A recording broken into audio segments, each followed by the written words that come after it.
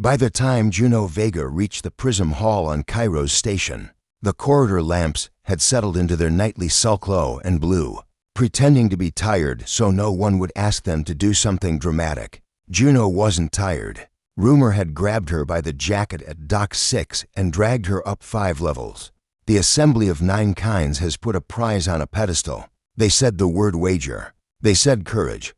Cairo's was a cathedral to commerce that had forgotten it started as a mining spar. Glass ribs arched over a belly full of markets and music.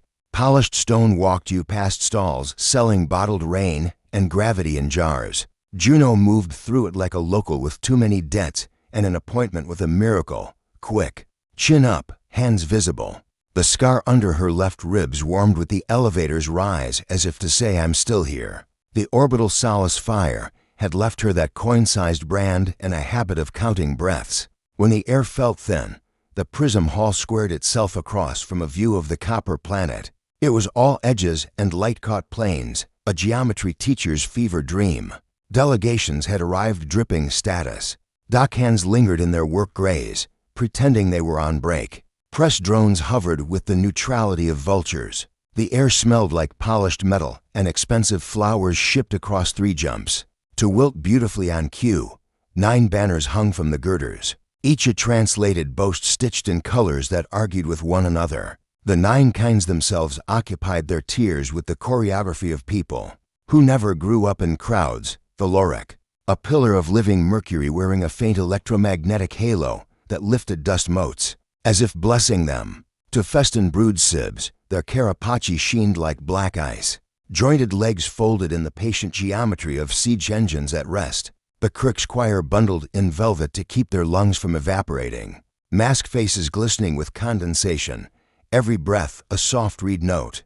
A high mezza given over to the Kest Prime, stone bright and bone latticed. A predator who had learned diplomacy without surrendering the idea of teeth. Others filled the ring. A pair of whispering seraph robed in moth silk. A coil of ribbonfish from Jai suspended in personal brine.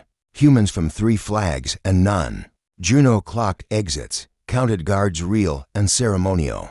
Noted the distribution of accidental weapons, walking sticks that were not walking sticks. Jewelry that remembered being blades. Carapace fringes woven with conductive wire on the days. Perched like a dare, set the prize, even in the hall's glitter. The ship drew eyes and kept them. Dagger-nosed, skin like poured shadow, she seemed to drink light and exhale promise. The legends had 1,000 names. The registry used one, invincible.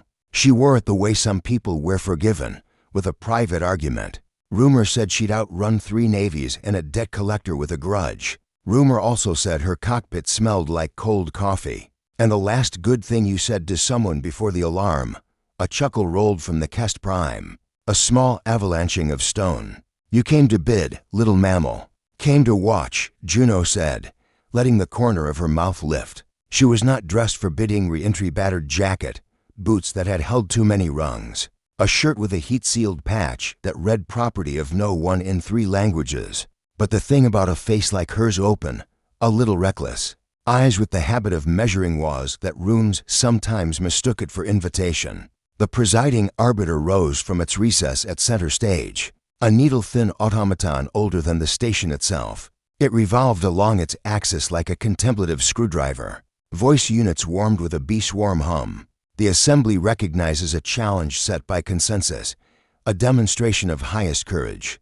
The victor claims the Invincible's registry and title. Murmurs walked the tiers. The Loric rang like tuned metal. Our brood swam the mantles of black dwarfs and returned with our edges unsoftened.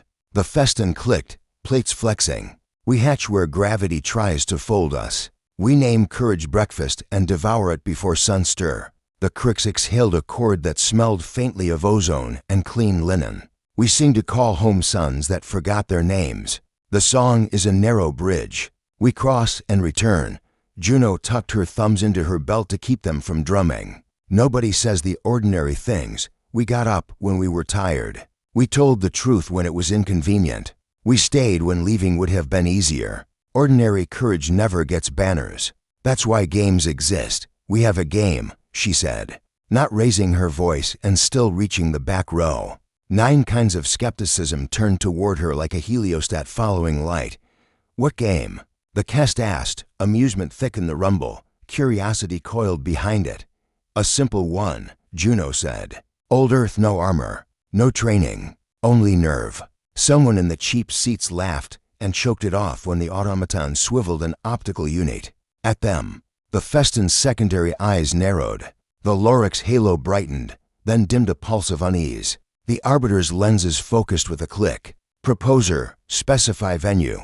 Juno glanced at the doors behind the dais. The hall's side chambers hung off the station like glass teardrops. She'd seen them on the way in, designed for private treaties and very public drama. She pointed.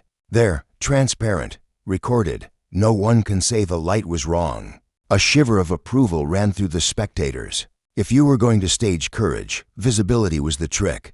Courage rotted in shadows. It hardened in glass. The Kest Prime extended one arm the way landforms extend, slowly. With consequence. What do you stake, human, besides your position in our memory? Juno tipped her chin at the invincible without being rude. If I win, I fly her. And if you fail? His voice didn't bother with mockery. Predators collect answers like this. They tell you how to hunt, then you keep your ship, Juno said. And a story worth the breath it takes to tell. Somewhere to her left, a human voice stage whispered, Vega, you're out of your depth. She did not turn. Depth was where you got to use your legs. The automaton's tone acquired the faintest undertone of delight. Challenge is accepted pending collective assent. Its head rotated. Light crawled through the hall, registering nods, gestures, color shifts. Scent plumes in language's evolution had never intended to be read by machines. The tally ran like rain on a tin roof and ended under clear skies. Assemble in Chamber Theta, the Arbiter said. Witnesses permitted. Interference prohibited. Measure will be presence and poise. Poise, Juno repeated softly, tasting the word. Courage had a posture. It wasn't chest out. It was shoulders down, breath steady, wrists loose. Solace had taught her that when the fire took the oxygen and the alarms lied. Breathe in 4. Hold 2, about 6. Move the next hand. She took the stairs down. The crowd parted because people like to pretend they would not watch you fall. As she passed the days, the Invincible's hull caught the hall's peculiar light and threw it back as a low, bruised dark gleam. For a flicker of a moment, the kind that ruins the next 5 years. Juno pictured her hands on that console, the hum under her palms, the trajectory that aimed not for safety but for meaning. Captain, someone called mockingly. From the row of freelance pilots, manifest. She returned without looking. Back, the glass corridor to Chamber Theta was a throat of cool air and the whisper of seals minding their business. Juno's reflection walked beside her, hair that never quite learned apart, eyes that had counted exits since she was 12. The scar under her ribs warmed again as if Solace were tapping a spoon against a cup. Remember breath. Remember the hand you went back for. She did. She always did. The chamber hung off the station like a drop about to fall. Its floor was a lattice. Its walls a crystal clarity that made you feel honest whether you wanted to or not. Kairos turned beneath. Copper planet a slow coin flip. Stars poured by in the slow river-way motion that had time in it. The automaton hovered near the ceiling, already recording, lens flare dots, faint ticks of internal timing like a heart patient's monitor. A pedestal stood at center, velvet-lined. Juno walked to it and snapped open the case she'd carried like an argument. Metal gleamed. Not new metal, old, polished by hands, pitted by time. Compact, heavy, simple. The past has a particular shine when you invite it into a bright room. Gasps rippled. Carapaces creaked. The Loric's halo fizzed like distant rain on power lines. The cricks drew breath together, and their velvet dampened the frightened chord. The Festin brood sib took a half step forward despite themselves, blades whispering against one another. Human, they clicked, mandibles tasting the air. We have heard of this. The Kest Prime's secondary lids lowered a fraction. Predators don't fear what kills you. They fear not knowing the angle. Give the name, he said. Careful, where I'm from, Juno said. And her voice did not pretend to be bigger than her lungs. It's called Russian roulette. Even the automaton hesitated, gears swallowing a beat, because machines that old learn the weight of words. Explain the rules, the Kest said, not as a command, as someone putting a foot down to test a bridge. Juno closed the case lid softly, leaving the metal's afterimage burning on every retina. No, she said. Explanation is armor. You asked for a measure of courage. That's hands and breath. That's not math you get to do before you stand here. A murmur with edges passed through the witnesses, disapproval, relief, appreciation, hunger. People love clarity. They also love being made to admit they wanted it. The arbiter's tone was dry as vacuum. Stakes reaffirmed. Juno pointed her chin toward the dark ship on the days visible through the glass. A shadow among stars. If I win, I fly her. And if you fail? The Kest asked again, inviting the echo. You keep your ship, she said evenly. And I become a story you tell with your hands when you're tired of being brave. The automaton's lenses IRized. Agreement stands. Measure will be presence and poise across 3 cycles. Participants may decline. Spectators may witness. The Lorik pulsed a faint chimming assent. The Festin clattered a reluctant yes. From the Crix, a thin, tired chord that meant we will watch, we will not adore. Juno rolled her shoulders once, felt the jacket pull across the scar, counted her breath. In 4, hold 2, out 6. The Solace Fire had taken a third of a deck and a woman whose name she never learned. It had given her a metronome. Gifts were rude things.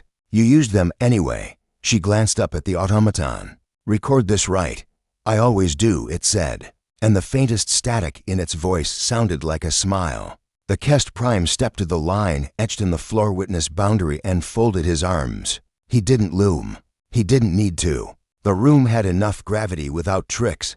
Begin when ready, said the arbiter. Juno exhaled until her shoulders lowered, and the room came into focus as shapes she could arrange. Pedestal, case, glass, planet, predator, chorus, mirror. The hall beyond glittered with held breath. The invincible waited in the corner of her eye like a good lie daring to become true. Ready, she said, and reached for the past. They moved to a glass teardrop chamber cantilevered off the hall. Beyond it, a slow copper planet and a river of stars. The automaton hovered, recording. Juno set a velvet case on a pedestal.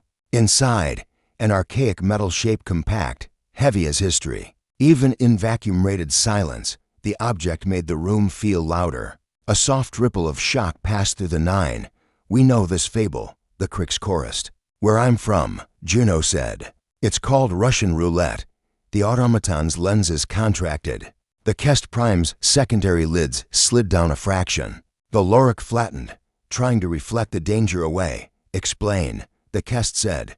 No, Juno answered. Calm as a metronome. Explanation is a kind of armor. You asked for courage. That's hands and breath, not rules. She didn't discuss chambers, rounds, or odds. She didn't show the mechanism. She only held the device with reverence and put it back, turning the moment into ritual. Not instruction.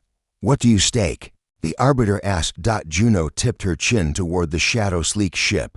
If I win, I fly the invincible. And if you fail? The Kest asked.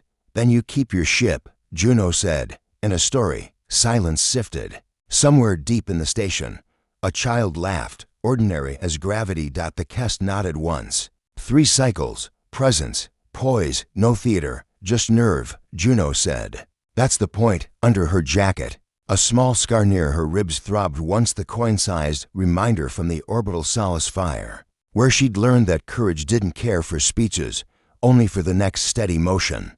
Round 1 began the way bad ideas do, with everyone pretending they were calm. Juno settled onto the low stool, the pedestal at heart height, the glass chamber hanging off Kairos like a raindrop that had changed its mind. The copper planet turned beneath, slow as a thought. She rolled her shoulders until they dropped, felt the tug across the coin-sized scar under her ribs, and let the Solace rhythm find her in 4. Hold 2, out 6. The breath didn't make her brave. It made her steady. She opened the velvet case and took the relic in both hands. Metal, cold, dense, balanced like a sentence with only one verb. The weight did its trick, the universal trick telling the lizard brain a story about endings. Juno acknowledged the story, set it on a shelf, and refused to decorate it. No speeches. She lifted the muzzle to her temple, skin dimpling where cold met warm. The entire chamber seemed to telescope down to a small circle of steel, and the thrum of her pulse inside it. She could feel the crowd trying not to breathe for her, and, perversely, that helped. Breath was her job. She pressed. Click. Not thunder dry, utilitarian. A pawl stepping a ratchet. But it stole a beat from every chest in the room. Juno lowered the relic and set it on the felt as though it were a teacup. Her hands stayed open on the wood until the tremor left it. Presence, she said, to no one in particular and everyone at once. Your turn. A festooned brood sib came forward, plates whispering. Without the chorus of their swarm, their motions had the fragile bravery of a lone violin. Their second heart double-tapped beneath the armor, a rhythm that made Juno's chest ache in sympathy. They took the device with the careful curiosity of someone handling a live fossil. Touched cold to chitin, flinched, breathed, touched again, and eyes squeezed tight. Click. A little tempest of air rushed out of a dozen lungs. The brood sib stepped back, mandibles clacking a gratitude prayer that needed no translation. The crook squire drifted forward to the line, velvet wet with the condensation of their fear. Our lungs sing what we feel. They harmonized, voices making the glass taste faintly like rain. We will not perform this key. They bowed, and the bow was dignified, not cowardly. The Lorik flowed next. Mercury made piped and etiquette. We have no temples, they rang, bells inside fog. Only surfaces. We will try as we are. Metal pressed to liquid metal. Juno heard, or felt, 1,000 tiny vibrations like rain on foil skitter through the Lorik's body. Then smooth. Their inner halo flickered and stilled. Click. The sound did something strange, reflected in a body that was itself a reflection. It seemed to double and then resolve, as if the room were learning how to listen. The Kest Prime did not move. He watched. Predators study first. If he was a storm, this was the pause where the air takes inventory. Round 2. Juno re-centered the relic in her palms and felt, absurdly, the memory of a cheap ceramic mug orbital solace mess hall. Heat bleeding into her fingers while alarms lied about being drills. She had gone back for a stranger's hand and smoke so thick it made geometry soft. That was the day she learned courage didn't care if anyone saw. It only cared if the next motion was true. She found the same spot on her temple, consistency as devotion. The muzzle kissed that small hollow again. Her pulse behaved. Through the glass, a freighter winked its beacons like a nervous eye. She waited until the need to hurry subsided. Click. Softer now? No, she was simply better at hearing herself. She put the relic down. No flourish, no smirk. Theater was the enemy. The festoon took a step, then another, then shook their head. Carapace chattering in a staccato language of apology. We are brave inside. Chorus, they said. Alone is a different climate. Their plates settled with the relief that follows an honest admission. The Lorik rippled. Halo dimming. We reflected you once, they chimed. To demand it again would be to scuff the mirror with vanity. They retreated, becoming less person and more column of considerate fluid. All eyes went to the Kest. He stepped forward. Up close. The Prime smelled like cold stone after lightning. He took the device the way you take a baby bird or a loaded legend, palms open, fingers slow. He weighed it, not for mass, but for meaning. He looked at Juno. Why invent this? He asked, not stalling, honoring the question. Because sometimes fear lies, Juno said, quiet as close weather, and sometimes it points true. We needed a way to listen that didn't flatter us. We aren't as smart as we pretend. A private nod. He set the metal to the side of his head. The muscles in his jaw made small decisions. A pulse beat once in the granite of his throat. Click. Stone loosened by one grain. The room remembered how to be a room. A murmur, thin as silk, slid around the witness ring. Admiration from some throats, anger from others. Relief from most. Round 3 arrived like the third beat in a dangerous joke. Late. Inevitable, maybe a knife. Juno did not speak. Words were a kind of shelter, and the point here was weathering. She smoothed the felt without noticing she was doing it, then stilled her hand. The solace metronome ticked in her bones. In 4, hold 2, out 6, she lifted. Outside the glass, a long-tailed comet wrote its temporary handwriting across the dark, bright and patient. The automaton's inner lenses clicked, filing on next to procedure. Juno pressed click or softer. Or everyone else had learned to breathe quiet. She placed the relic back on the velvet and turned it 1 inch away. 1 inch back, an unconscious calibration that said, I choose you.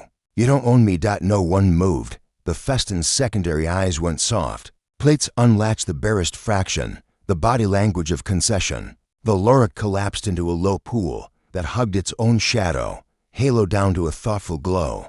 The Kriegschweier hummed a minor chord that meant enough in 7 dialects. The Kest Prime stepped back without theater. His voice writhed like a mountain correcting its own weather. We concede.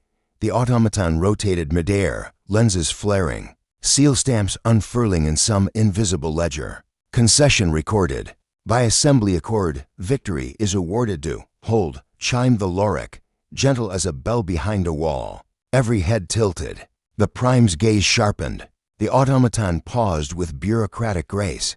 The Loric inclined toward the pedestal, their surface trembling with a question learned from mammals. Clarify for the record, they said. Did it ever fire? A dozen species leaned forward for the answer. 100 motives sharpened. Juno could feel the press drones zoom, hungry for absolutes. For the first time since the glass door had sealed, Juno's smile reached her eyes. That's not what we were measuring. The automaton's lenses narrowed the machine's version of approval. Measure complete, it intoned, and the words rang like a gavel in a room that preferred knives. Juno closed the velvet case with a soft mechanical finality. The sound felt larger than it was. As she did, her reflection caught in the glass, a woman whose hands had learned the weight of old tools and older stories. She met her own eyes long enough to remember Solace's smoke, and the stranger's hand and the choice that had felt like falling and had actually been staying. When she looked away, the hall beyond was a bloom of faces and flags and hungers. Somewhere in that noise, the invincible gleamed like a promise daring to become work. Juno stepped back from the pedestal, palms empty, and the chamber let out a breath it hadn't admitted it was holding. The game, of course, had never been a game. It was a mirror set on a table and an invitation to sit where you could see yourself. The Prism Hall ceremony moved like a well-oiled hinge. Pages turned, seals pressed. Translations hummed like tame ghosts. The arbiter's lens stacks dilated and contracted, committing the moment to whatever archive machines believe in. Delegates leaned forward with the appetite of people who know history is just minutes ranged with conviction. On the days, the Invincible pivoted to face her new registry holder. Even still, she looked fast. Juno stood 3 steps from the gangway and made herself small for 3 breaths, just a dock rat. From Solace, stood under her nails, listening for the hum that meant we survived the night. The Solace scar pulsed once, a tuning fork and bone. She let it settle. Then she straightened into Captain. The Kest Prime approached at a slant that respected both geometry and dignity. Up close, he smelled like cold stone and thunder. You brought peril into our hall, he said. It wasn't accusation. It was a sentence made of granite. I brought a mirror, Juno answered. If peril looked back, it had your face, not mine. A pause fractional, expensive. Then the smallest dip of the predator's massive head. We will honor the wager, he said. The translator flattened his tone, but Juno heard the flint under it. We are not done with this lesson. The Loric flowed near, halo brushing dust like blessing. Your ritual is cruel, they chimed. Light trembled in their surface as if it were scared of itself. Ours was cruel before it was ritual. Juno said, softer. Today, it was theater on purpose. That's the mercy. The Festin brood sib clicked, curiosity overcoming shame. Then the device? Gutted, Juno said. Museum shelled. No teeth. She rapped the casing of the relic with a knuckle. It answered with a hollow museum note. The risk wasn't the mechanism. It was sitting with fear as if it were a guest instead of a king.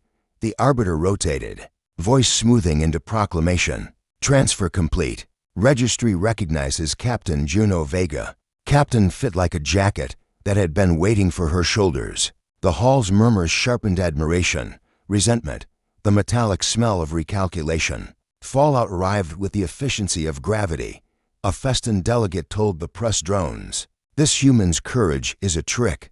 The quote would bend into headlines by sundown. Aloric Envoy filed a caution brief with the Accord's ethics board.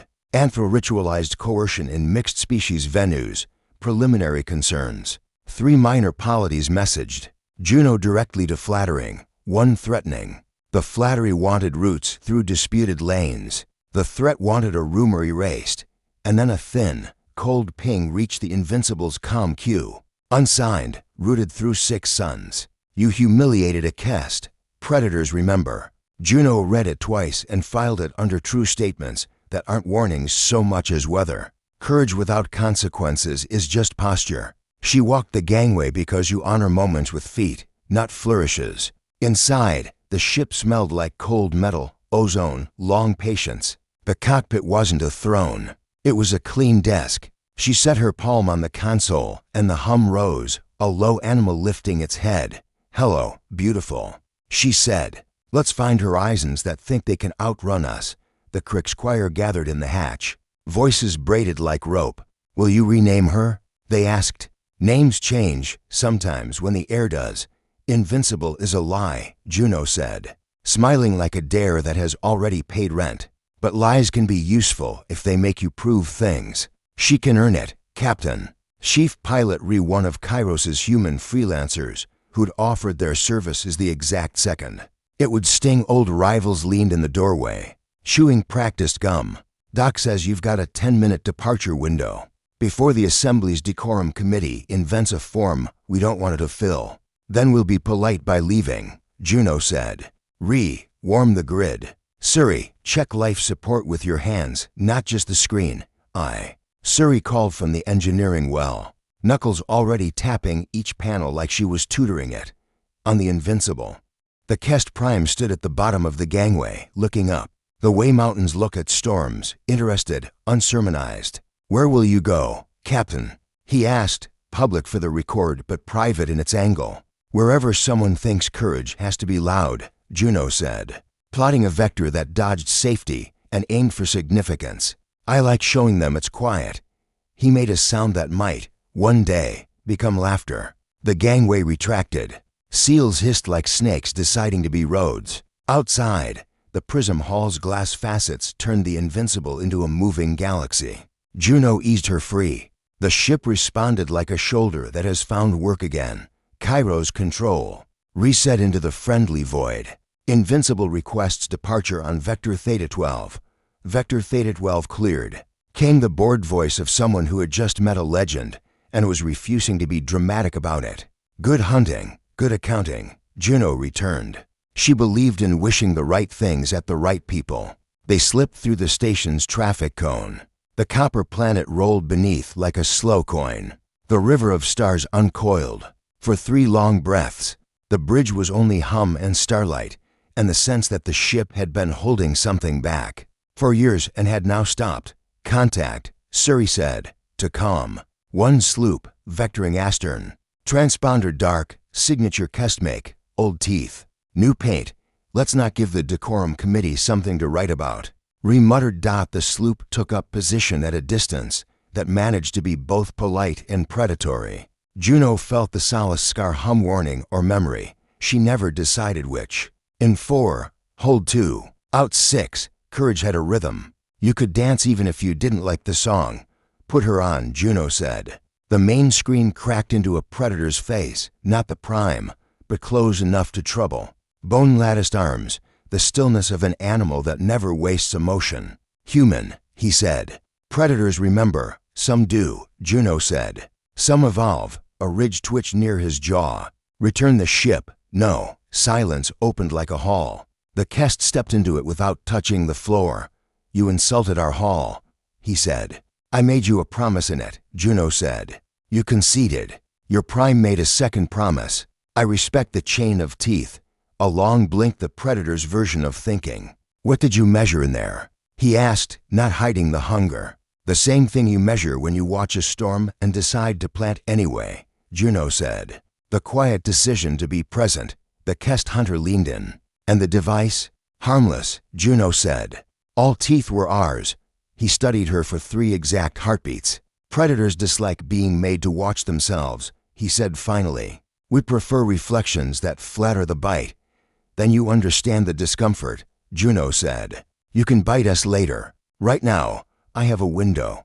A sound came through the channel like stone deciding whether to crack. We will not strike in front of witnesses, he said, turning away a fraction so she could see the learning. But the rim is large. Good, Juno said. So is my patience. The screen cut. The sloop stayed a minute longer, a coda made of proximity, then peeled off, dignity intact. Hunger deferred, re-let out a breath he'd apparently been saving since birth. You just told a guest to make an appointment.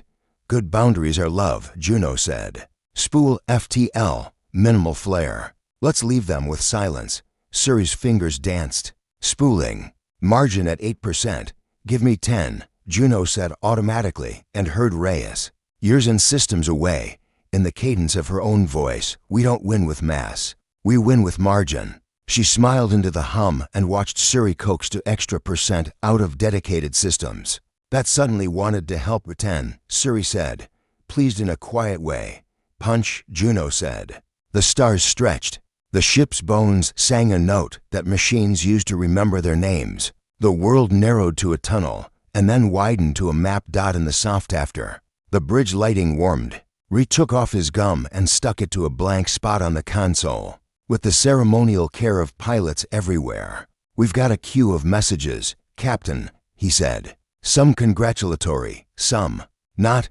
Broadcast one thing first, Juno said, and nodded toward the recorder. Retouched the key. This is Captain Juno Vega of the Invincible, she said. Voice traveling in a straight line through 13 kinds of skepticism. We'll be working routes that wobble when fear leans on them. We take contracts that make sense and truths that hurt. If you want theater, buy tickets. If you want courage, bring breath. She cut the channel and sagged into the chair for the length of a blink. The scar settled. The ship's hum got comfortable under her palm. Course? Re-asked. Juno flicked her eyes to the nav. 3 blips pulsed, a famine convoy needing escort through a disputed pinch. A Crix monastery whose signal had gone ragged. A minor polity that wanted a lesson to go with their lanes. The monastery first, she said. People who keep other people's air running get to go first. Copy, Ree said, hiding a grin under routine. On Kairos, the Lorix ethics brief would be filed, and then argued, and argued again, until someone wrote a better question. The Festin would fight in their own tongues about bravery inside chorus and alone. The Kest would edit the lesson until it fit their mouths. The automaton would shelve the day under categories that sounded dry and were anything but. Courage exhibits, unarmed. Precedent ritual proof without harm. Fallout-active. In the glass chamber, the velvet case sat open and empty. It had been the shape of a fear that once ate gods for a living. Now it was just absence with tidy corners. Juno thought of it and saluted not the relic, but the room where 9 kinds of people had watched themselves not blink. On the Invincible. The console chimed in, incoming from a restricted band. Juno thumbed it open. The screen showed the Kest Prime's profile in half shadow. Secondary lids lowered. Respect now, not predation. Captain Vega, he said. A correction. Go on, Juno said. You did not humiliate us, the Prime said. You made us practice. Predators dislike practice. A beat. We would like more. Juno felt, absurdly, like laughing. Pick a place with good coffee, she said. Bring teeth. Leave theater. The Prime inclined his head. We will send coordinates. And payment. The screen went dark. Payment, Ree said. Reverent and scandalized. Take the compliment, Suri said. Equally both. Juno set the engine curve for a long, quiet burn and watched the margin settle at 10-8 earned, to insisted. She drummed her fingers once on the console. The rhythm Solace had taught her. In 4, hold 2, out 6. Ships earn their names. People do, too. Let's work, she said. And the Invincible leaned into the dark like it had been waiting all its life. For the right kind of quiet.